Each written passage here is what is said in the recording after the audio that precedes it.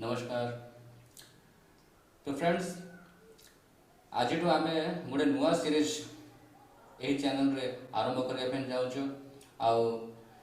यही channel life of life हाँ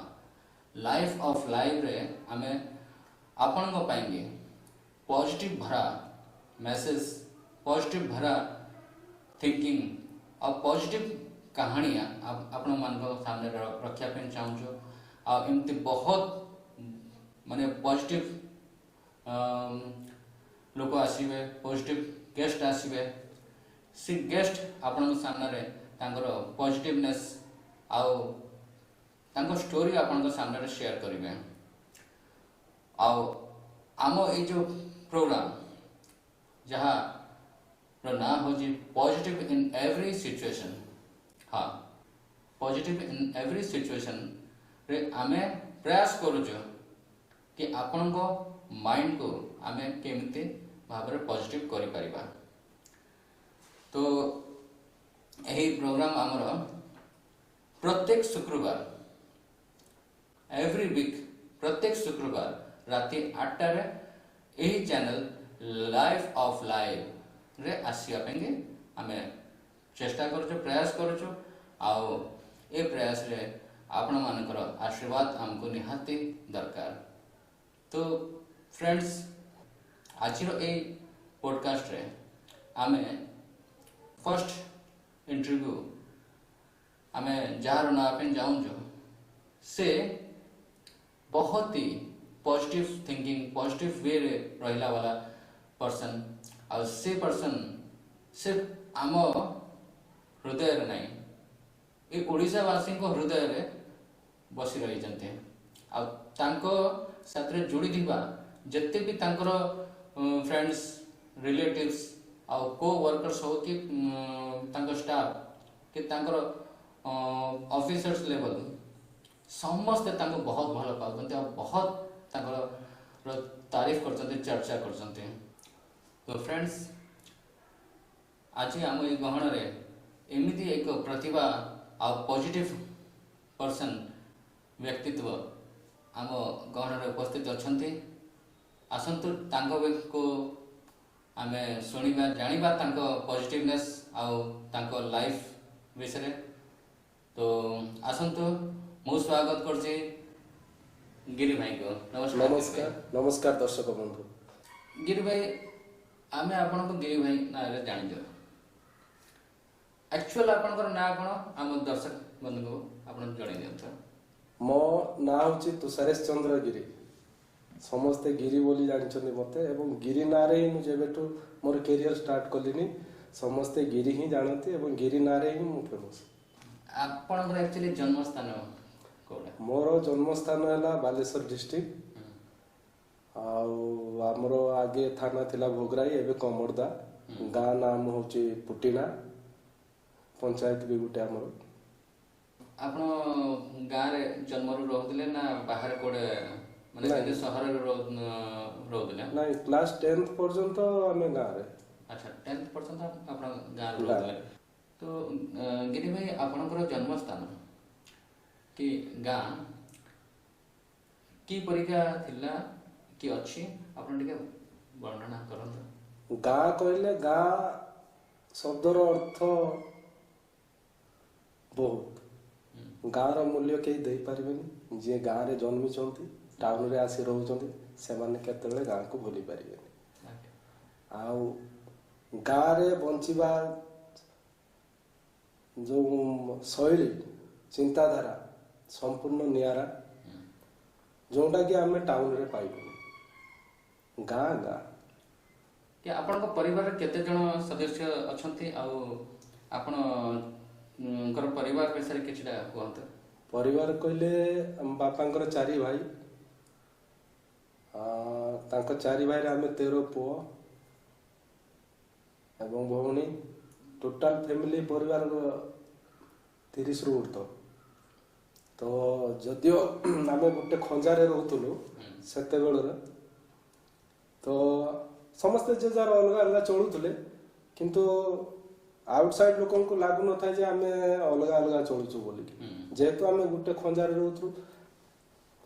ବଡ଼ବାପା ଘରେ କିଛି ଭଲ ମନ୍ଦ ହେଲେ ସେଠି ବି ଆମେ ହାଜର, ଆମ ଘରେ କିଛି ଭଲ ମନ୍ଦ ହେଲେ ସେମାନେ ବି ହାଜର, ଏମିତି ଅକେସନାଲି ସମସ୍ତେ ଏକଜୁଟ। ଅକେଜନାଲି ସମସ୍ତେ ସମସ୍ତେ ଆଉ ସେତେବେଳର ସମସ୍ତେ ଯୋଉ ପରସ୍ପରର ସାହାଯ୍ୟ ହଁ, କରନ୍ତି। ଯୋଉ କଣ କହନ୍ତି ଆମର ଯୋଉ ଜଏଣ୍ଟ ପରିବାର ଯୋଉ କହନ୍ତି ନା ଫ୍ୟାମିଲି, ହୁଁ, ଯୌଥ ପରିବାର ଯେଟା କହନ୍ତି, ସେ ପରିବାରରେ ଯୋଉ ଆନନ୍ଦ ଅଛି ଏବେ ନାହିଁ। ହୁଁ, ଏବେ ଆମେ ବି ପିଲା ଛୁଆ ନେଇ ବାହାରେ ରହୁଛୁ, ଆମ ପିଲା ଛୁଆ ସେ ସଂସ୍କାରରେ ନାହାନ୍ତି। ହଁ ରିଅଲ ଫ୍ୟାକ୍ଟ ଏଟା, କାହିଁକିନା ଜଏଣ୍ଟ ଫ୍ୟାମିଲିରେ ପରସ୍ପରର ସବୁ କାମରେ ଏକଦମ। ନିହାତି ଫ୍ୟାମିଲି ସପୋର୍ଟ ରୁହେ। ଆଚ୍ଛା, ଆପଣଙ୍କ ନିଜ ପରିବାରରେ ଆପଣ କେତେ ଭାଇ ଭଉଣୀ? ଆମେ 4 ଭାଇ ଜଣେ ଭଉଣୀ। ତ ଆପଣଙ୍କ ଯେତେବେଳେ ଆପଣ ଯେତେବେଳେ ଛୋଟ ଥିଲେ, ହୁଁ। ଛୋଟବେଳେ ଥିବା ଆପଣଙ୍କର ସବୁଠୁ ମାନେ ଆପଣ ସେ ସମୟଠୁ ଆପଣ ପଜିଟିଭ ରୁହନ୍ତି ନା ସେ ସମୟରେ ବି ଟିକେ ନେଗେଟିଭନେସ୍ ଆପଣଙ୍କ ମାଇଣ୍ଡରେ ନା ନା ଥିଲା? ସେମିତି ନାହିଁ। ମୁଁ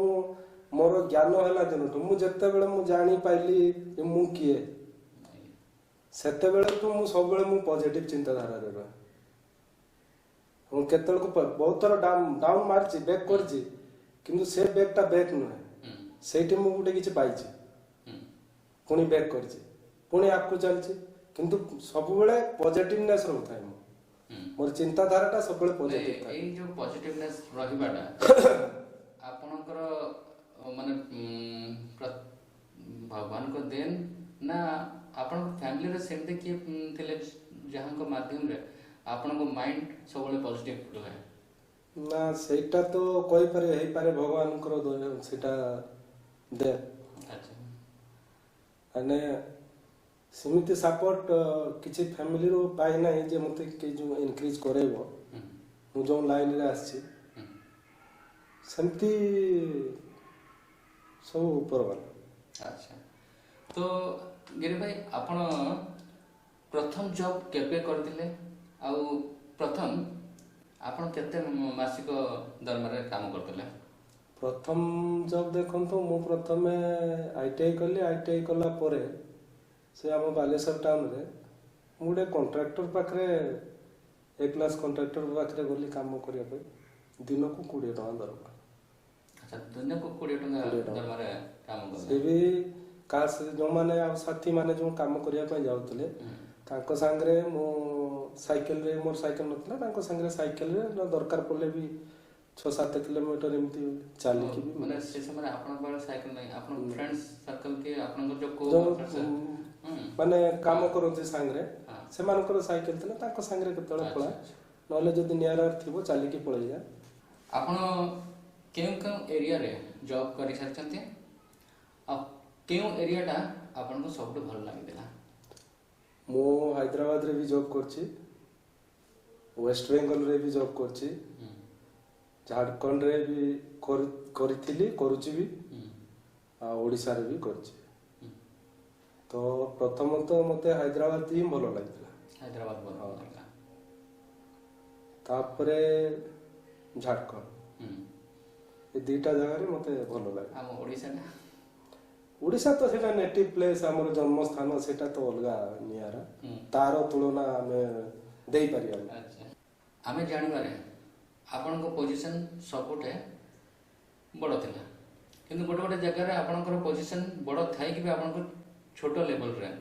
ଛୋଟ ପୋଜିସନରେ, ଡେଜିଗ୍ନେସନରେ ବି କାମ କରିବାକୁ ପଡ଼ିଲା। ତ ଏଇ ଅନୁଭବଟା ଆପଣଙ୍କର କେମିତି ଥିଲା? ଅନୁଭବ କହିଲେ ଦେଖନ୍ତୁ, ଫର ଏକ୍ଜାମ୍ପଲ ଜଣେ କଳାକାର, ହୁଁ, ସେ ଭିଲିଆନ ରୋଲ୍ କରୁଛି, ହୁଁ, କୋଉଥିରେ ତାକୁ ଚାକର ରୋଲ୍ ଦିଆହେଉଛି, ହୁଁ, ତଥାପି ସେ ନିଭେଇ ଚାଲିଛି, ସେଇଟା ବି ଭଲ ଭାବରେ କରୁଛି। ହୁଁ। ତ ମୁଁ ସେଇଟା ଡ୍ୟୁଟିଟାକୁ ଭଗବାନ ବୋଲି ଭାବେ। ଆଚ୍ଛା, ମାଇଣ୍ଡ ଭିତରେ ମୋର ଗୋଟେ ଜିନିଷ ଥାଏ ଯେ ବର୍ତ୍ତମାନ ଯେଉଁ ପୋଜିସନରେ ଅଛି ସେଇଟା ହିଁ ମୋ ପାଇଁ ଭଗବାନ। ହୁଁ, ମୁଁ ତ ଚୋରି କରୁନି, କାମ କରିକି ଇନକମ୍ କରୁଛି, ହୁଁ, ତେଣୁ ମୋ ମାଇଣ୍ଡଟାକୁ ମୁଁ ସେଇ ହିସାବରେ ମୁଁ ସେଟଅପ୍ କରିକି ରଖିଥାଏ ଯେ ଏଇଟା ଜୁନିୟର ନୁହେଁ କି ସିନିୟର ନୁହେଁ, ବାସ୍ ମୁଁ ଡ୍ୟୁଟି କରୁଛି, କାମ କରୁଛି, ମୋତେ ଯେତିକି ମିଳୁଛି ସେଇ ହିସାବରେ ମୁଁ ଚାହୁଁଛି ଆଉ ଟିକେ ପଜିଟିଭ ଦେବା ପାଇଁ ଚେଷ୍ଟା କରେ। ସେଇଟା ଫିଲିଙ୍ଗସ୍ କେତେବେଳେ କେତେବେଳେ ଆସେ, ମାନେ ଏଇ ଟାଇପ୍ର ଆସେ, ଆପଣ ଜାଣିଛନ୍ତି ଯେ ମୁଁ ଥିଲି ଗୋଟେ ଜାଗାରେ ଯୋଉ ଟ୍ରିଟଟା ମୋ ସାଙ୍ଗରେ ଆପଣ କରୁଛନ୍ତି ଆଚ୍ଛା ଆପଣଙ୍କର ଆପଣ ଜାଣିଛନ୍ତି ମୁଁ କୋଉଠି ଗୋଟେ ଭଲ ପୋଷ୍ଟରେ ଥିଲି ଆପଣ ଜାଣିଛନ୍ତି କିନ୍ତୁ ମୁଁ ଆସି ଆପଣଙ୍କ ପାଖରେ କାମ କରୁଛନ୍ତି ଆପଣ ଭଲ ଭାବରେ ଜାଣିଛନ୍ତି ପରିସ୍ଥିତିରେ ହଉ ମୁଁ ଜାଣିକି ଇଚ୍ଛା କରିକି ହଉ ସେ ପୋଷ୍ଟରେ ରହିଛି କିନ୍ତୁ ଆପଣ ସବୁ ଜାଣିକି ଆପଣ ଟ୍ରିଟ୍ କରିବେ ଅଲଗା ଟାଇପ୍ରେ ସେଇଟା ବେଳେ ବେଳେ ଲାଗେ ନହେଲେ ମୁଁ ଛୋଟ ପୋଷ୍ଟରେ ଅଛି ସେଇଟା ଖରାପ ଲାଗେ ଅଧିକାଂଶ ଏ ଲେଭେଲରେ ଆପଣଙ୍କୁ ମାନେ ସାମ୍ନା ତରଫରୁ ଭଲ ରେସ୍ପନ୍ସ ମିଳେ ନା ଟିକେ ଆପଣଙ୍କ ମାଇଣ୍ଡକୁ ଡିଷ୍ଟର୍ବ କଲା ଭଳିଆ ଡିଷ୍ଟର୍ବ କଲା ଭଳିଆ ଏଇଆ ଯେ ଯେଉଁମାନେ ଯେଉଁ ଜାଗାରେ ଜୁନିୟର ପୋଷ୍ଟରେ ରହିଛି ମୋ ସିନିୟର ହେଇକି ଆସିକି ଜୁନିୟର ପୋଷ୍ଟରେ ରହିଛି ସେ ଜାଗାରେ ଯେଉଁମାନେ ମୋଠୁ ଏଜରେ ବି ସାନ ବା ପାଇଛନ୍ତି ବଡ଼ ପୋଷ୍ଟ ସେମାନେ ଯଦି ଆମର କିଛି ଭଲ କାମ ଦେଖନ୍ତି ନା ତାଙ୍କୁ ଟିକେ ଅନକମ୍ଫର୍ଟେବୁଲ ଲାଗେ ମୁଁ ଯେତିକି ଫିଲ୍ କରିଛି ତ ଆମେ ଚାହିଁକି ବି ଆମେ କାମ ଦେଖେଇ ପାରୁନା କାଳେ ସେ ଭାବୁ ମତେ ଓଭରଟେକ୍ କରୁଛି କାଳେ ତାକୁ ଏଭଳିଆ ପରିସ୍ଥିତିରେ ଆପଣ କେମିତି ନିଜକୁ ପଜିଟିଭ ରଖୁଥିଲେ ପଜିଟିଭ ଏଇଥିପାଇଁ ରଖୁଥିଲି ଯେତିକି ମିଳିଲା ସେତିକି କଲି ଆଉ ଟିକେ ଭଲ ଦେଖେଇବା ପାଇଁ ଯଦି ଟିକେ ଭଲ ଦେଖେଇଲି ପୁଣି ଆଉ ଟିକେ ସେ ଚାହିଁଲେ ତାହେଲେ ଦେଖେଇବି ନହେଲେ ସେତିକିରେ ଚୁପ୍ ରହିବି ଅଧିକା ଦେଖେଇଦେଲେ ପୁଣି ତାଙ୍କ ଆଡୁ ରିଏକ୍ସନ ଆସିବ ତମକୁ କିଏ କହିଲା ଏଇଟା କରିବା ପାଇଁ ତମକୁ କିଏ କହିଲା ଏଠି ହାତ ଦେବା ପାଇଁ ତାହେଲେ ଆମେ ବସି ବି ପାରିବୁନି ଛିଡା ହେଇ ବି ପାରିବୁନି ଛିଡା ହେଲୁ କଣ ପାଇଁ ବସିଲୁ କଣ ପାଇଁ କରିବୁ କଣ ଏମିତି ସିଚୁଏସନ ଆସେ ସେ ସିଚୁଏସନରେ କିଛି ଜାଗାରେ ଚୁପ୍ ରହିବା ପାଇଁ ପଡେ କଣ୍ଟ୍ରୋଲ କରିବା ପାଇଁ ପଡେ ଆପଣ ପୁରା ସବୁବେଳେ ମାନେ ପରିସ୍ଥିତି ଯାହା ବି ହଉ ଆପଣ ତାକୁ ପଜିଟିଭରେ ନେଇକି ମାଇଣ୍ଡରେ ହଟେଇ ଦିଅନ୍ତେ ଆଚ୍ଛା ଆଚ୍ଛା ପର୍ସନାଲି ଯିବା ଟିକେ ମୁଁ ଜାଣିବା ପାଇଁ ଚାହୁଁଛି ଆପଣଙ୍କର ମ୍ୟାରେଜ ଲଭ୍ ମ୍ୟାରେଜ ଥିଲା ନା ଆରେଞ୍ଜ ସେଟା ଆରେଞ୍ଜ ବି ନୁହେଁ କି ଲଭ୍ ବି ନୁହେଁ ବନ୍ଧୁବାନ୍ଧବ ଭିତରେ ଜଣାଶୁଣା ଭିତରେ ଏମିତି ଆମେ କଥାବାର୍ତ୍ତା ହେଇକି ଆମର ଆରେଞ୍ଜ ମ୍ୟାରେଜ ହେଇଛି ଆଉ ପବ୍ଲିକ କହନ୍ତି ଯେ ଲଭ୍ ମ୍ୟାରେଜ କିନ୍ତୁ ଲଭ୍ ମ୍ୟାରେଜ ନୁହେଁ ଯେହେତୁ ବନ୍ଧୁବାନ୍ଧବ ଭିତରେ ଆମ ଗାଁରେ ତାଙ୍କର ବନ୍ଧୁବାନ୍ଧବ ସେଇଠି ରହିକି ପାଠ ସାଠ ସେ ପଢିଛନ୍ତି ପିଲାଟି ବେଳୁ ତ ସେଇଥିପାଇଁ ସମସ୍ତେ ଭାବନ୍ତି ଆଉ କଣ ଆଚ୍ଛା ମ୍ୟାଡାମ ଆପଣଙ୍କ ସାଥିରେ କେତେ ପଜିଟିଭନେସ୍ ଅଛନ୍ତି ପୁରା ଫୁଲ୍ ସପୋର୍ଟ କରନ୍ତି ମାନେ ଭୁଲ କରିବା ପାଇଁ ଦିଅନ୍ତିନି କି ଭୁଲ କରିବାକୁ ପରାମର୍ଶ ବି ଦିଅନ୍ତିନି ଯେତିକିରେ ସେତିକିରେ ଖୁସି କେତେବେଳେ ପ୍ରୋତ୍ସାହନ ଦିଅନ୍ତି ଖୁସି ଲାଗେ ଆମେ ପଜିଟିଭନେସଟା ମୂଳ କାରଣ ହଉଛନ୍ତି ମ୍ୟାଡାମ ହଁ ସେ ମତେ ଭଲ ଭାବରେ ବୁଝି ଯାଇଛନ୍ତି ହଁ ମୁଁ କଣ ଚାହେଁ ମଝିରେ ମଝିରେ ବୁଝାନ୍ତି ନା ଏମିତି ହେଲେ ହବନି ମୁଁ କଣ କରିବି ମୋର ତ ନେଚର ସେୟା ତେଣୁ କରୋନା ଟାଇମରେ ଆଫ୍ଟର ଆଉ ବିଫୋର କରୋନା ଏଇ ସମୟରେ ଆପଣଙ୍କର ପରିସ୍ଥିତି କେମିତି ଥିଲା ସିଚୁଏସନଟା କେମିତି ଥିଲା ଆପଣ କେମିତି ତାକୁ ହ୍ୟାଣ୍ଡଲ କରିଛନ୍ତି କରୋନା ଆଗରୁ ତ ସେମିତି ସିଚୁଏସନ ଲାଗିନି କି ପରେ ବି ଲାଗିନାହିଁ ଲାଗିଥିଲା ଯେତେବେଳେ ମୁଁ ଏଇଠି ନାଲକୋରେ ରହୁଥିଲି ଫ୍ୟାମିଲି ସେତିକା ବେଳେ ପଳେଇ ଯାଇଛନ୍ତି ଗାଁକୁ କମ୍ୟୁନିକେସନ ପୁରା ବନ୍ଦ ସେଇ ଯୋଉ କେତେ ମାସ ଯୋଉ ଟାଇମଟା ଲାଗିଲା ଯେ କେହି କାହାକୁ ଆମେ ଭେଟ ହେଇପାରିବାନି ଭାଇ ବନ୍ଧୁ କୁଟୁମ୍ବ କେହି କାହାକୁ ଆଉ ଦେଖିପାରିବେନି ଯିଏ ଯୋଉଠି ରହିଲା ସେଇଠି ଫ୍ରିଜ୍ କେବେ ଏମିତି ମନ ଭିତରେ ଆସିଥିଲେ କି ନାଇଁ ମାନେ ବହୁତ ପରିସ୍ଥିତି ଏମିତି ଖରାପ ହେଇଥିଲା ଆମ ଦେଶରେ କଣ ୱାର୍ଲଡରେ ହେଇଥିଲା କି ଲୋକ ବି ଭାବିଥିଲେ କି କାଳେ ମୁଁ ବୋଧେ ମୋ ଫ୍ୟାମିଲି ସାଥିରେ ମିଳିପାରିବି କି ନ ପାରିବି ମୋ ଭାଗ୍ୟରେ ଥିବ ନଥିବ ବହୁତ ଡରିକି ରହୁଥିଲା ହଁ ଏଇଟା ମନକୁ ଆସିଥିଲା ସେ ସମୟରେ ଆପଣ କଣ କେମିତି ନିଜକୁ କଣ୍ଟ୍ରୋଲ କରିଥିଲେ ସେଇ ସମୟରେ ମୁଁ ସବୁବେଳେ କିଛି ବି ଏମିତି ଟାଇପର ବିପଦ ଆସିଲେ ସବୁବେଳେ जो होगा देखा जाएगा अच्छा जो होगा देखा जाएगा बढ़िया तो अच्छा गिरी भाई आपणक लाइफ रे आपन जीवन रे जो प्रकार भी समस्या आसिले आपण ताको ना फैमिली ना संग साथी कि एनीबॉडी कहा को दोष देबे ना निज को दोष देबे ना भगवान को दोष देबे कहा को देबे दोष तो क्या दे हम आज्ञा दोष आम क्या दबा जानू जानू निआरे हाथटा पूरे देवी हम्म सेटा मु जानिकी पुरेली ना मते तो पाख पड़िशा घर कहीं कही ना भगवान कही ना तू हाथ पूरा सेटा मोर अच्छा तो आप ये परिस्थिति निजको हाँ मानते कि ए परिस्थितिर मूल कारण होचे मो क्या दोष दिए अच्छा किसी भी है हाँ होता पारे मोर कौटी भूल थी अच्छा एमती तो निजर जदि किसी सामान्य भूल हो कि बड़ भूल आपण अनुभव कले जानले से वाला सिचुएशन आपण से सिचुएशन टा केमती हैंडल करते केमती से समस्या टा को समाधान करते किसी नहीं किसी समय टिके नीरव रहे अच्छा तापर नेगेटिव पॉजिटिव दीटा मेरिट डिमेरिट दीटा जाक चिंता करे ता भितरे जोंटा लागे ठीक माइंड क्लिक कला नहीं इटा ही ठीक ठीक फाइनल आज युवपीढ़ी को पॉजिटिवनेस रहिबा को आपण कोन उपदेश देबे मो द्वारा एटा हबनी मो द्वारा सेटा हबनी काई हबनी हब ए मनुष्य ही सब करूछ अच्छा ठीक ना तो आमे सबले नेगेटिव टा चिंता करिया उचित ना हब मो का द्वारा बेसी होची मो द्वारा कम किंतु हब लागी लागी पाइले सेमती कथा लागिले निश्चित सब किछि समस्यार समाधान हबो एवं परिश्रम केवे वृथा जाए आज नहले काली तार रिजल्ट निश्चित मिले तो मो राति जाक दिन जाक पाठ पढ़ली 3rd डिवीजन आसली सेटा हुए तो आपको भलो आसीपारे से टाइम टाक भाबी कि आगटा को बर्बाद करिया उचित नहीं फ्यूचर को बर्बाद करिया उचित नहीं एटा हेयला तो आजिकल पिला माने सामान्य 10वीं श्रेणी जति फेल हो जाते तो ताको माइंड रे हठात गोटे कथा आसी जाए आत्महत्या करते कि आत्महत्या कर दियंते तो आपण को लाइफ टाइम कथा हम कहचे आपण को आज पर्यंत आपण को लाइफ टाइम रे ए भला परिस्थिति किछि आसीथिला कि आ आसीदेला जति आपण केमते ताको समाधान कले या कौन थिंकिंग आपण को रहिला केमते ताको ओवरकम करला या जति आसी भी नहीं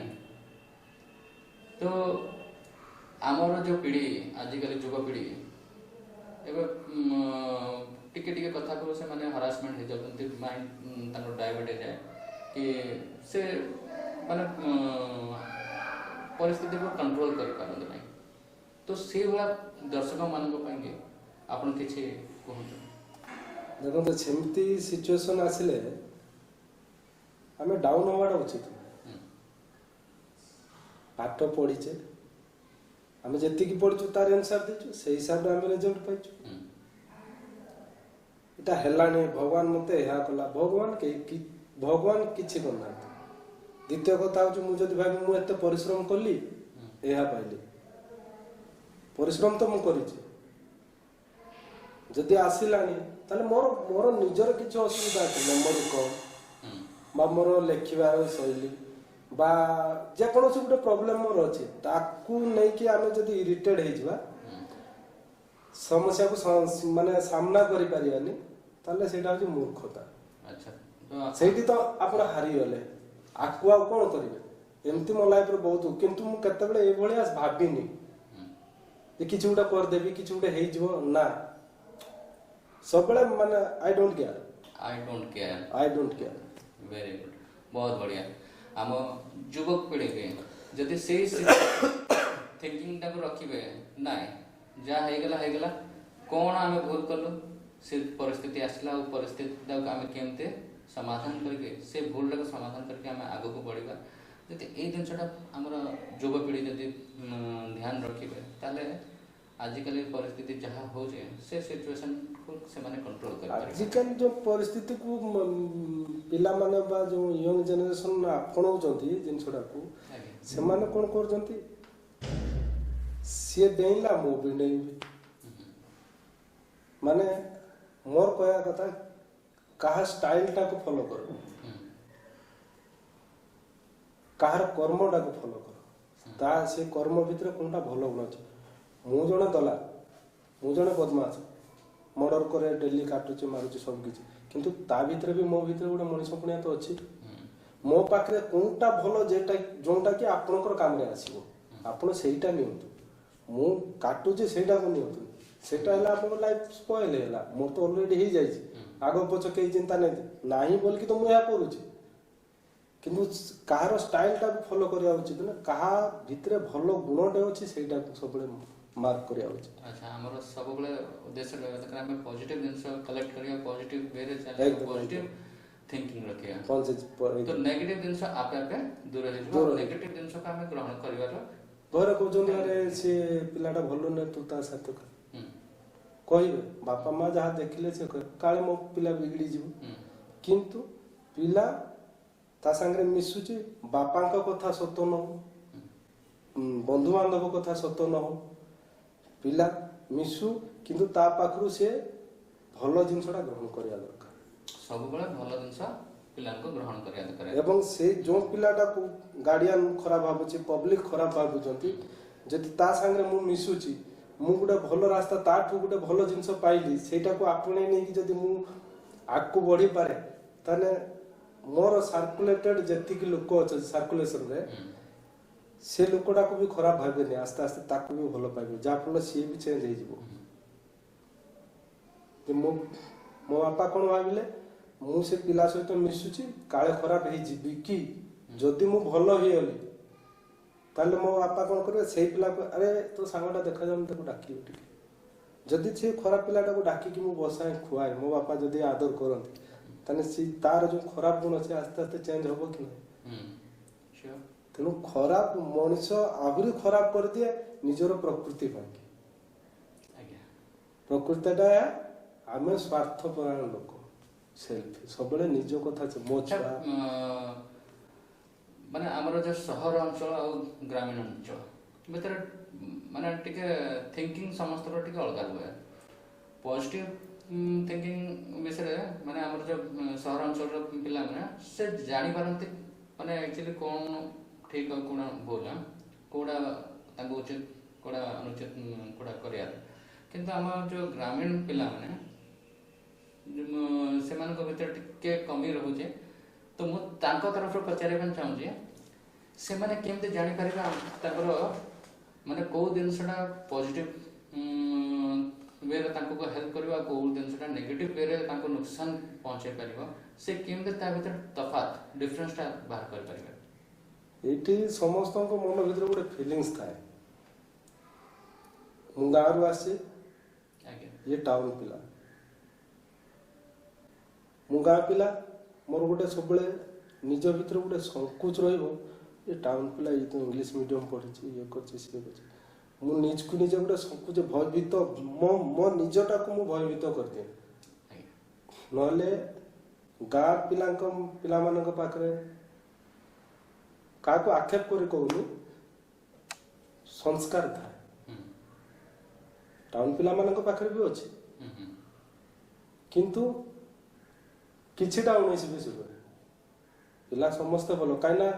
ଗାଁରେ ଯୋଉମାନେ ରହନ୍ତି ସେ ଯୌଥ ପରିବାର ଭିତରେ ରହନ୍ତି ସନ୍ଧ୍ୟା ହେଲ ସାଙ୍ଗସାଥି ଗାଁ ଭୂଇଁ ସମସ୍ତେ ଗୋଟେ ଜାଗାରେ ଖେଳୁଛନ୍ତି ବୁଲୁଛନ୍ତି ଟାଉନରେ କ'ଣ ଚାରି କାନ୍ଥ ଭିତରେ ପିଲା ରହିଲେ ଖାଲି ପାଠ ଛାଡା ଆଉ କିଛି ନାହିଁ ଟ୍ୟୁସନ ପାଠ ମା ବାପାଙ୍କ ସାମ୍ନାରେ ରହିଲେ କୁଆଡେ ଯାଉଛୁ ଏଇଠି ଟିକେ ନା ହେଇ ଭଲ ପିଲା ନୁହେଁ ସବୁବେଳେ ଡରେଇଲୁ ଆମେ ପାଠ ଭଲ ପଢିଲା ସବୁ ଭଲ କଲା କିନ୍ତୁ ତା ଭିତରେ ଗୋଟେ ଡର ରହିଲା ଗାଁ ପିଲା ଭିତରେ ସେତିକି ନାହିଁ ସିଏ କ'ଣ କରିବେ ପାଠ କମେଇଥାଉ ଜ୍ଞାନ କମେଇଥାଉ ଡେଇଁ ପଡିବେ ମାନେ ଡେଇଁ ପଡିବେ ତାଙ୍କର ପର୍ସନାଲିଟି ଗୋଟେ ଅଲଗା ଟାଇପର ସେମାନଙ୍କ ଭିତରେ ଥାଏ ତ ଗାଁ ଆଉ ଟାଉନ ଭିତରେ ଫରକ ତ ନିଶ୍ଚିତ ଅଛି ଆଚ୍ଛା ଆପଣଙ୍କ ପୁଅ ବି 10ମ ଶ୍ରେଣୀ ପଢୁଛନ୍ତି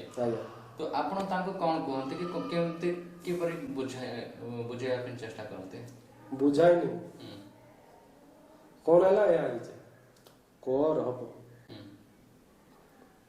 ପଜିଟିଭ ଥିଙ୍କିଂ ସବୁବେଳେ ମୁଁ ଦେବି ହଁ ଏଥର ନହେଲେ ଆଗଥର ହବ କର ନା ତୁ ପରିଶ୍ରମ ତ ତୁ କରୁଛୁ ନା କମ ଆସିଲା କିଛି ଅସୁବିଧା ନାହିଁ ସେ କମ ଆସୁ କିନ୍ତୁ ହିସାବ ଭିତରେ ରହ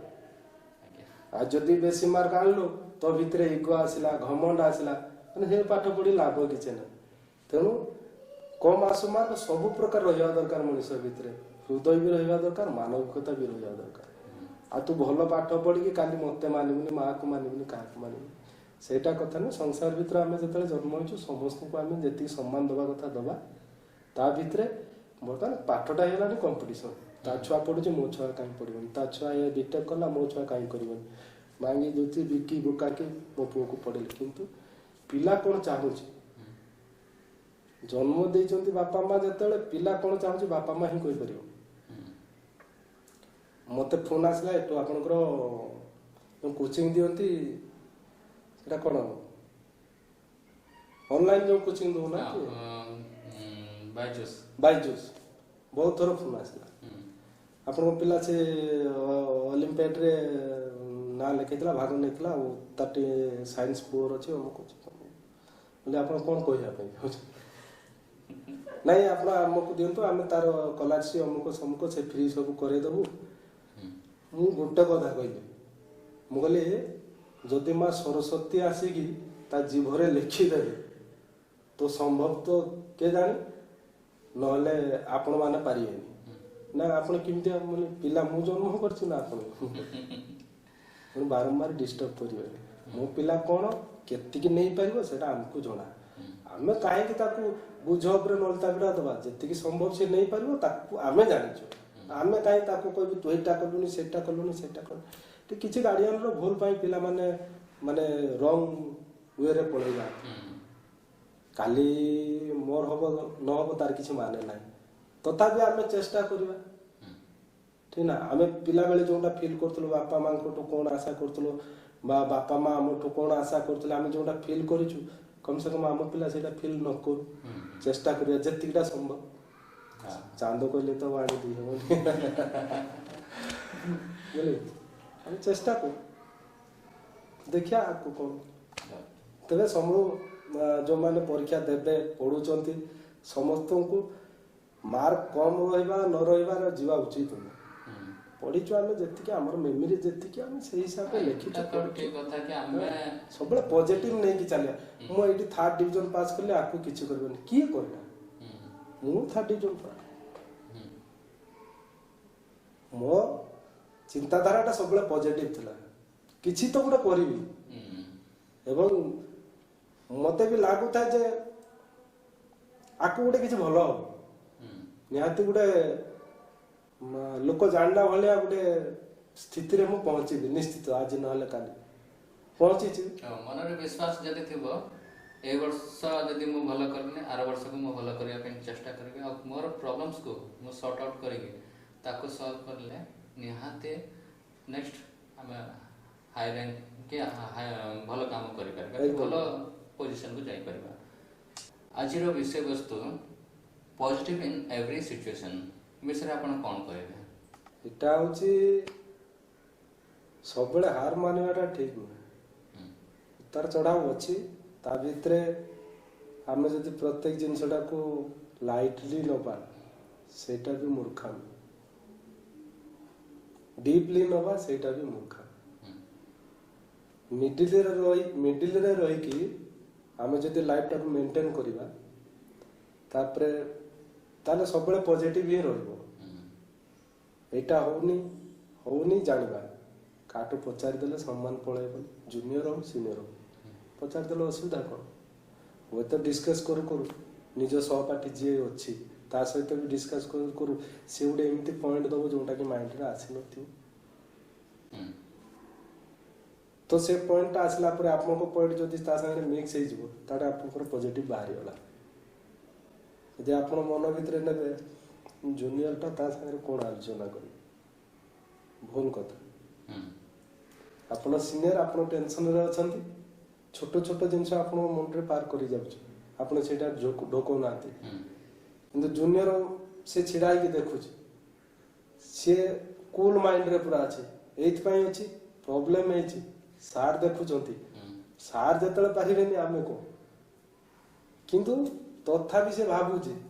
ଏଇଟା ହେଇଥିବ କି କାଳେ, ସେଇଟା ହେଇଥିବ କି କାଳେ, ଭାବି ଯା କହିଲେ ସାର୍ ରାଗିବେ ନା, ଚୁପଚାପ ରହିଲା ସେ।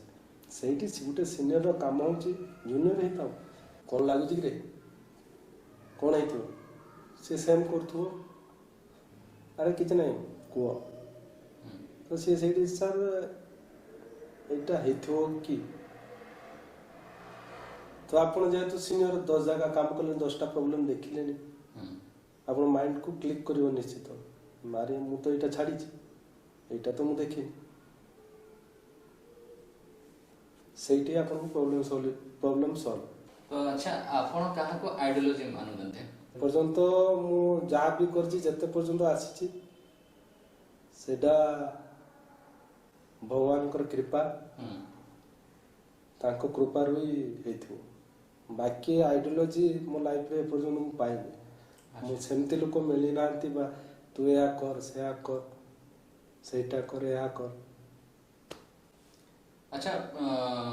କିଛିଟା ଆମେ ପଲିଟିକାଲି ଯିବା ଆଜିର ସମସ୍ୟା ଆଉ ସେତେବେଳର ସମସ୍ୟା ଭିତରେ ଡିଫରେନ୍ସ କ'ଣ ଅଛି ଆଜି ଆପଣ ବେଟର ଭାବୁଛନ୍ତି ନା ଆଗେ ଆମର ବେଟର ଥିଲା କୋଉଟା ଭଲ ଥିଲା? ସିଧା କଥା ଏବେ ବି ଭଲ ନାହିଁ ସେତେବେଳେ ବି ଭଲ ନାହିଁ ଭାରତ ସ୍ୱାଧୀନ ହେଲା ପରେ ଆମେ ଯେମିତି ପରାଧୀନ ଥିଲୁ ମାନେ ପୂର୍ବରୁ ଯେମିତି ପରାଧୀନ ଥିଲୁ ଏବେ ସ୍ୱାଧୀନ ହେଇକି ଆମେ ପରାଧୀନ ହେଉଛୁ ତାର କାରଣ ହେଉଛି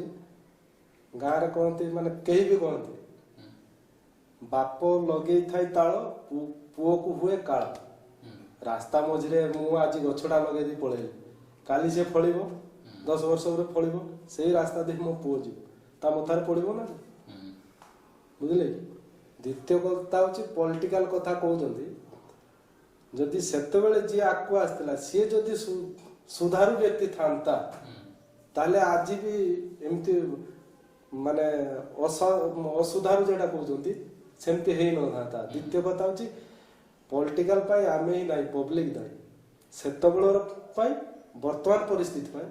ଆମେ ହିଁ ଦାୟୀ ସବୁ ସମସ୍ୟାର ମୂଳ ଦାୟୀ ଆମେ ନେତାକୁ କାହିଁ ଭୁଲ ଦେବା ସିଏ ତ ତାକୁ ପକେଟ ଗରମ କରିବା ପାଇଁ ଅଛନ୍ତି ମାଇଣ୍ଡ କରିବେନି ସାର୍ ହେଲା ମୋର ଭୋଟ ଦରକାର ମୁଁ ଭାଇ ହୁକରକୁ ଯେମିତି ହେଲେ ଭୋଟ ନେବି ଆପଣଙ୍କୁ କାନ୍ଧରେ ହାତ ଦେଇ ହଉ ଆପଣଙ୍କୁ ମାଂସ ଖୁଇ ହଉ ଯେମିତି ହଉ ନେବି ତ ମୁଁ ତ ଭୋଟ ନେବି ଆପଣଙ୍କୁ ଆପଣ ତ ଖାଇଲେ ମାଂସ ନା ଆପଣ ଖାଇଲେ କ'ଣ ପାଇଁ କାଲି ଆପଣ ଆସିବେ ମୋ ପାଖକୁ କିଛି ଏଇ କାମଟା ହେଲାନି କୋଉଠୁ ଆପଣଙ୍କ ପିଛାରେ ତ ମୁଁ ଖର୍ଚ୍ଚ କରିଥିଲି ସେ ପଇସାଟା ମୁଁ କୋଉଠୁ ନେବି ରାସ୍ତା ହେଲାନି ଅମୁକ ହେଲାନି ସମୁକ ହେଟା କୋଉଠୁ ଆଣିବି ପଇସା ମୁଁ ଯେଉଁ ଖର୍ଚ୍ଚ କରିଛି ପବ୍ଲିକ ମେନ୍ ହେଉଛି ପବ୍ଲିକ ନେତାକୁ ଦୋଷ ଦେଇ ଲାଭ ନା ସିଏ ତାଙ୍କୁ ପେଟ ପାଟଣା ନେଇ ସେ ଚଳିବେ କେମିତି ସେ ଚିନ୍ତା କଲେ ସିଏ ତାଙ୍କର ବୁଦ୍ଧି ଲଗେଇଲେ ବୋକା ତ ଆମେ ଆଚ୍ଛା ଜଣେ ଏମ୍ପ୍ଲୟି ହିସାବରେ ଆପଣଙ୍କୁ ସରକାରଙ୍କ ତରଫରୁ ଜଣେ ଏମ୍ପ୍ଲୟିକୁ କ'ଣ ସୁବିଧା ଦରକାର? ହଁ ଏଇଟା ଭଲ କଥା ଗୋଟେ କହିଲେ କଥାଟା ହେଉଛି ବହୁତ କମ୍ପାନୀରେ ବି ଏମିତି ନାହିଁ ଯେଉଁଟା employees insurance card medical facility ଯେଉଁଟା ବହୁତ କମ୍ପାନୀରେ ନାହିଁ ନାହିଁ କ'ଣ କରୁନାହାନ୍ତି ବହୁତ କମ୍ପାନୀ ଅଛନ୍ତି ଯେଉଁମାନଙ୍କର ବି ଅଛି ଯେମିତି ବଡ଼ ବଡ଼ କମ୍ପାନୀରେ ମେଡ଼ିକ୍ଲେମ୍ ଗୋଟେ କାର୍ଡ଼ ଦେଇ ଦେଉଛନ୍ତି ଆପଣ କିଛି ହେଲା ସିଧା ପଳେଇଯିବେ ବଡ଼ ବଡ଼ ହସ୍ପିଟାଲ ପଳେଇଯିବେ ସିଧା ଦେଖେଇକି ପଳେଇ ଆସିବେ ଏଇଥିରେ ଅସୁବିଧା କ'ଣ ହେଉଛି ESI କେଉଁମାନଙ୍କୁ ମିଳେ ଲୋୟର ଲେବୁଲ ଏମ୍ପ୍ଲୟି ମାନଙ୍କୁ ସେ ଫେସିଲିଟିଟା ମିଳେ ମେଡ଼ିକାଲଟା ତ ସେମାନଙ୍କ କ୍ଷେତ୍ରରେ ଅସୁବିଧା କ'ଣ ଡ୍ୟୁଟି ବନ୍ଦ କରି କିଛି ଗୋଟେ ବଡ଼ ପ୍ରୋବ୍ଲେମ୍ ହେଲା ନା ବାରମ୍ବାର ଦୌଡ଼ିବେ ସେ ଅଫିସ୍ ଏ ଅଫିସ୍ ଏ ଅଫିସ୍ ସେ ଅଫିସ୍ ଏଇଟା ସବୁଠୁ ଗୋଟେ ବଡ଼ ପ୍ରୋବ୍ଲେମ୍ ହେଉଛି ଯଦିଓ କିଛି ବଡ଼ କେସ୍ ହେଲା ସିଧା ନେଇକି ବଡ଼ ହସ୍ପିଟାଲ ପଳେଇଲେ ମୁଁ ଏକୁଟିଆ ଲୋକ ମୋର କିଛି ମୋ ଘରେ କିଛି ଅସୁବିଧା ହେଲା ମୁଁ ସିଧା ବଡ଼ ହସ୍ପିଟାଲ ଗୋଟେ ପ୍ରାଇଭେଟ୍ ବଞ୍ଚିବାର ଅଛି ନା ସେତେବେଳେ କିଏ ଦେବ ନ ଦେବ କିଛି ଦେଖିବାର ନାହିଁ ମୁଁ ସିଧା ସେଇଠି ପଳେଇଲି ସେଇଠି ପଳେଇଲା ପରେ ଏମିତି ବି ନିୟମ ଅଛି କି ସେଠି ଆଡମିଟ୍ କରିସାରିଲା ପରେ ଆପଣ ଏଠି ପେପର ବା ଯାହା ବି କିଛି ଇନଫର୍ମ କରିବେ ମୁଁ ତ ସେ ପରିସ୍ଥିତିରେ ନାହିଁ ତାହେଲେ ସେଗୁଡ଼ା ହବ କେମିତି ଏସବୁ ପ୍ରୋବ୍ଲେମ୍ ରହୁଛି ଏଗୁଡ଼ାର ଏକୁଟିଆ ଲୋକ ଯିଏ ସେ କେଉଁଠି ଯାଇକି କେଉଁ ଅଫିସରେ ଯିବ କେଉଁ ଅଫିସରେ ଦେବ ସେଠି ପେସେଣ୍ଟକୁ ଛାଡ଼ିବ ତା ପାଖରେ ଆଟେଣ୍ଡ କରିବା ପାଇଁ କେହି ନାହାନ୍ତି ଆଟେଣ୍ଡର ନାହାନ୍ତି ତାହେଲେ ସେ ପରିସ୍ଥିତିରେ କ'ଣ ହବ ତ ସୁବିଧା ଏମିତି କରିବା ଦରକାର ଯେ ଯେଉଁ ହସ୍ପିଟାଲ ଗଲା ସେ ହସ୍ପିଟାଲରୁ କିଛି ESIକୁ ଇନଫର୍ମ କିଛି ସେମିତି କିଛି ଗୋଟେ ସିଷ୍ଟମ କଲେ ବହୁତ ଭଲ ହୁଅନ୍ତା କେମିତି ମାନେ ଫାର୍ଷ୍ଟ ପ୍ରାୟୋରିଟି ଆଗେ ଟ୍ରିଟମେଣ୍ଟ ହେବା କଥା ହଁ ଏଇଟା ଅସୁବିଧା ହେଉଛି ବା ଏଇଠି ଯଦି କମ୍ପାନୀ ଅଛି 100 କିଲୋମିଟର ଦୂରରେ ହେଉଛି ଇଏସ୍ଆଇ, 50 କିଲୋମିଟର ଦୂରରେ ଇଏସ୍ଆଇ ଅଫିସ୍, ତାହେଲେ ସେତେ ଦୂରକୁ ଯାଇକି ଜଣେ ସେଠୁ ଦେଖେଇବ, ତାପରେ ସିଏ ଆଜି ନାହିଁ କାଲି ଆସ, କାଲି ନାହିଁ ପରଦିନ ଆସ ନା, ତାଙ୍କ ପାଖରେ ସେମିତି ଡାକ୍ତର ବି ରଖିନାହାନ୍ତି, ହାଇଫାଇ ଡାକ୍ତର କି ସବୁ ଡିଜିଜ୍କୁ ଦେଖିବା ପାଇଁ ସେମିତି ହସ୍ପିଟାଲ ବି କରିନାହାନ୍ତି, ପଇସା ତ ଜମା କରୁଛନ୍ତି ଏମ୍ପ୍ଲୟ, କିନ୍ତୁ ଏଭଳିଆ ଫେସିଲିଟି ବହୁତ ଜାଗାରେ ନାହିଁ। ଜଣେ ଡକ୍ଟର ଥିବ, 2-4 ଜଣ ଷ୍ଟାଫ୍ ଥିବେ, ହଁ ଏଇଟା ହେଲେ ତ କାଲି ଆସ, ଦେଖିଆ ଆସେ ଏକ୍ସରେ କରିକି ନେଇ ଆସ, ଦୌଡ଼ା ଦୌଡ଼ିରେ ପଳେଇଯିବ ଜୀବନ। ତ ଗଭର୍ଣ୍ଣମେଣ୍ଟକୁ ମୁଁ ଏହା ରିକ୍ୱେଷ୍ଟ କରିବି ଏଇଭଳି ପରିସ୍ଥିତିକୁ ପ୍ଲିଜ୍ ସମାଧାନ କରନ୍ତୁ। ଆମର ଯେକୌଣସି ପ୍ରକାରର ଏମ୍ପ୍ଲୟି ଅଛନ୍ତି ସେମାନଙ୍କର ସମସ୍ୟାକୁ ସମାଧାନ କରିଦେଲେ ଆମ ଏମ୍ପ୍ଲୟିମାନଙ୍କର ପ୍ରୋବ୍ଲେମ୍ ସଲ୍ଭ ହୋଇଯିବ, ଆଉ ଦେଶରେ ଏତେ ଅସୁବିଧା ଆଉ ସମ୍ମୁଖୀନ ହେବା ପାଇଁ ପଡ଼ିବ ନାହିଁ। ତ ଶେଷରେ ଆପଣଙ୍କୁ ପଚାରିବି, ଆମର ଏ ଯେଉଁ ପ୍ରୋଗ୍ରାମ ଲାଇଫ୍ ଅଫ୍ ଲାଇଫ୍, ଏଇ ଯେଉଁ ପଜିଟିଭ୍ ଥିଙ୍କିଂରେ ଆସିକି ଆପଣଙ୍କୁ କେମିତି ଲାଗିଲା? ବହୁତ ଭଲ ଲାଗିଲା। ନୂଆ କରି ଆପଣମାନେ ଗୋଟେ କରିଛନ୍ତି, ଚିନ୍ତାଧାରା ନେଇଛନ୍ତି, ସେଥିପାଇଁ କି ବହୁତ ବହୁତ ଧନ୍ୟବାଦ। ଆଗକୁ ଆହୁରି ଆପଣଙ୍କ ଚ୍ୟାନେଲ୍ ଆଗକୁ ବଢ଼ୁ, ଆପଣଙ୍କ ଆଶୀର୍ବାଦ ମିଳୁ ଆମର ଚ୍ୟାନେଲକୁ ଆଉ ଆମ ଟିମ୍କୁ ବି। ଆପଣ ଆମ ଦର୍ଶକମାନଙ୍କୁ କ'ଣ କହିବା ପାଇଁ ଚାହିଁବେ ଏଇ ଯେଉଁ ଲାଇଫ୍ ଅଫ୍ ଲାଇଫ୍ର ଦର୍ଶକମାନଙ୍କୁ ଏତିକି କହିବି, କାହାର ଖରାପଟା ଚିନ୍ତା କରିବା ଉଚିତ। ମୋ ଦ୍ୱାରା ହେଇପାରିବନି, ଭଲ କରି ତ ଖରାପଟା କାହିଁ କରିବି, ବାସ୍ ଏତିକି ଅନୁରୋଧ। ଆପଣ ଆସିଲେ, ଆପଣ ଆମକୁ ସମୟ ଦେଲେ, ତା ପାଇଁ ବହୁତ ବହୁତ ଧନ୍ୟବାଦ। ଆଉ ଭାଇ ଆମର ରାମଗଡ଼ ରାଞ୍ଚି ଝାଡ଼ଖଣ୍ଡରୁ ଆସିଛନ୍ତି, ଆଜି ଆମକୁ ସମୟ ଦେଇକି ସେ ଆସିଲେ ଆମ ଗହଣରେ, ଆଉ ଆମକୁ ତାଙ୍କର ପଜିଟିଭନେସ୍ ବିଷୟରେ ବତେଇଲେ, ଜଣେଇଲେ। ଆମେ ବି ବହୁତ କିଛି ଶିଖିବା ପାଇଁ ପାଇଲୁ। ଆଉ ଦର୍ଶକ ବନ୍ଧୁ, ଆପଣ ବି ବହୁତ କିଛି ଶିଖିବା ପାଇଁ ପାଇଥିବେ। ଆପଣ କ'ଣ ଶିଖିଲେ, କେଉଁ ପଏଣ୍ଟଟା, କେଉଁ ବିଷୟଟା ଆପଣଙ୍କୁ, କେଉଁ ଭାଗଟା ଆପଣଙ୍କୁ ବହୁତ ଭଲ ଲାଗିଲା, ଆପଣ କମେଣ୍ଟ ମାଧ୍ୟମରେ ଆମକୁ ଜଣାନ୍ତୁ। ଏ ପ୍ରୋଗ୍ରାମ ଦେଖିଲେ, ଆମକୁ ପ୍ରୋତ୍ସାହନ କଲେ, ତା ପାଇଁ ବହୁତ ବହୁତ ଧନ୍ୟବାଦ। ଆଉ ଗିରି ଭାଇ, ଆପଣଙ୍କୁ ବି ବହୁତ ବହୁତ ଧନ୍ୟବାଦ, ଆପଣ ଆସିଲେ। ଆପଣ ଏମିତି ହିଁ ପଜିଟିଭ ରୁହନ୍ତୁ, ଏମିତି ହିଁ ଆଗକୁ ଲାଇଫରେ ବହୁତ କାମୟାବ ହୁଅନ୍ତୁ, ବହୁତ ସକ୍ସେସ୍ ହୁଅନ୍ତୁ, ଆପଣଙ୍କ ଫ୍ୟାମିଲି ବି ସକ୍ସେସ୍ ପାଆନ୍ତୁ। ସବୁବେଳେ ପଜିଟିଭନେସ୍ରେ ରହିକି ଆମକୁ ବି ପଜିଟିଭନେସ୍ ଶିଖାଇବା ପାଇଁ ହେଲ୍ପ କରନ୍ତୁ। ବହୁତ ବହୁତ ଧନ୍ୟବାଦ, ନମସ୍କାର। ତ ପ୍ରିୟ ଦର୍ଶକ ବନ୍ଧୁ, ଆପଣ ଦେଖିଲେ କେମିତି ଗିରି ଭାଇ ଆମକୁ ବହୁତ କିଛି ଭଲ ଭଲ କଥା କହିଗଲେ, ଆମକୁ ବୁଝେଇଦେଲେ। ମୁଁ ଆଶା କରୁଛି ଆପଣମାନେ ବି ବହୁତ କିଛି ଶିଖିଥିବେ, ଆଉ ଆଜିର ଯୁବପିଢ଼ି ବି ବହୁତ କିଛି ଶିଖିବା ପାଇଁ ପାଇଥିବେ। ତ ଆମର ଏଇ ଯେଉଁ ଚ୍ୟାନେଲ୍ ଲାଇଫ୍ ଅଫ୍ ଲାଇଫ୍ରେ ଆମର ଏଇ ଯେଉଁ ଛୋଟ ପ୍ରୟାସ, ଯାହା ପଜିଟିଭ୍ ଇନ୍ ଏଭ୍ରି ସିଚୁଏସନ୍ ଆମେ ଆଣିବା ପାଇଁ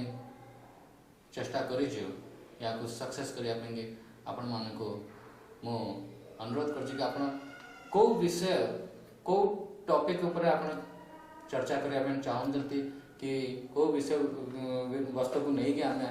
ଆପଣଙ୍କ ସାମ୍ନାରେ ଆସିବୁ, ଆପଣ କମେଣ୍ଟ ମାଧ୍ୟମରେ ଆମକୁ ଜଣାନ୍ତୁ, ତାକି ଆମେ ସେଇ ବସ୍ତୁ ଉପରେ ଆପଣମାନଙ୍କୁ ପ୍ରୋଗ୍ରାମ ଦେଖେଇବା, ଆଉ ସେଇଭଳି ପଜିଟିଭ୍ ଥିଙ୍କିଂ, ପଜିଟିଭ୍ ପର୍ସନକୁ ଆମେ ଆପଣଙ୍କ ସାମ୍ନାରେ ଆଣିପାରିବା। ତ ବହୁତ ବହୁତ ଧନ୍ୟବାଦ। Please like, share and subscribe it.